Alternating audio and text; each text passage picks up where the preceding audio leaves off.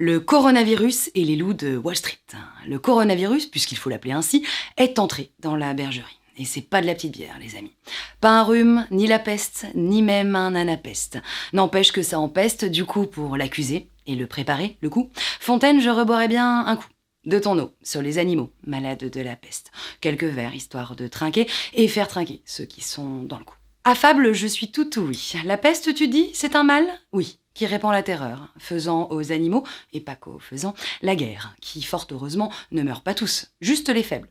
Néanmoins, eux en moins, tous sont frappés, et pas que les universités, l'univers entier. Social, financier, sanitaire. Plus d'amour ni de joie, de concert. Plus d'accolade, ni de bise en plein air.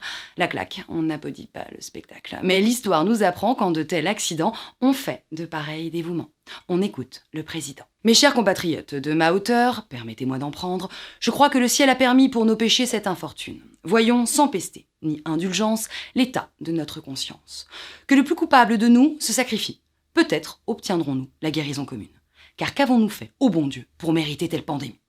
Dans la fable, le roi lion commence et s'accable de crimes, qui passe crime. Vos scrupules font voir votre délicatesse, mon Altesse, alors que l'ânesse, bichette, a volé de l'herbe. Quand même, mais une nichette. Eh bien, le loup tranche et la tranche. Car telle en était la célèbre morale, selon que vous serez puissant ou misérable, les jugements de cour vous rendront blanc ou noir. Mais n'y comptez plus. De but en blanc, je vous le dis, à l'ère où on en manque moins, pour destituer les grands de scène et primer plutôt que réprimer les misérables, eh bien, le coronavirus, il empeste bien plus que la peste pour les puissants. Des lions, en passant par les loups, de Wall Street aux plus petits de la street, qui tous satisfont leur appétit de glouton, surconsomment, telle une somme de cons. Force mouton, faible bien sûr, dévorent et dévastent la nature et mangent même des bergers.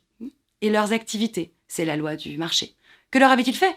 Nulle offense, tu penses, c'est une question de coût, de course, à la surproduction, à l'innovation, cette ovation du in, dont ovis signifie comme un signe brebis, l'animal qu'on sacrifie à la fin de la cérémonie. Après tout, à se jeter dans la gueule du loup, à courir conquérant, on risque de finir con errant.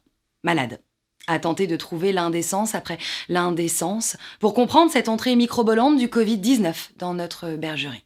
Et je rejoins La Fontaine, le ciel en sa fureur a sûrement aussi inventé pour punir les crimes de la terre. Et nous avertir, nous, des effets à venir de nos excès, du changement climatique, de la perte de biodiversité, de la déforestation.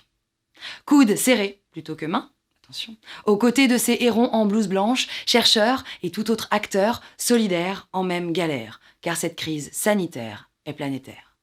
Pourvu qu'elle soit charnière, que l'on prenne la mesure de notre démesure, que coronavirus Covid-19, qui vient tout neuf après 2019, soit en ce début 2020 un appel au 20 sur 20. Du moins au regard neuf pour fuir le vin. Afin, et c'est la fin, qu'à l'avenir, si impuissant et misérable de par ses actes, on soit rassuré que le jugement de la cour du monde le rendra noir et le cri noir sur blanc.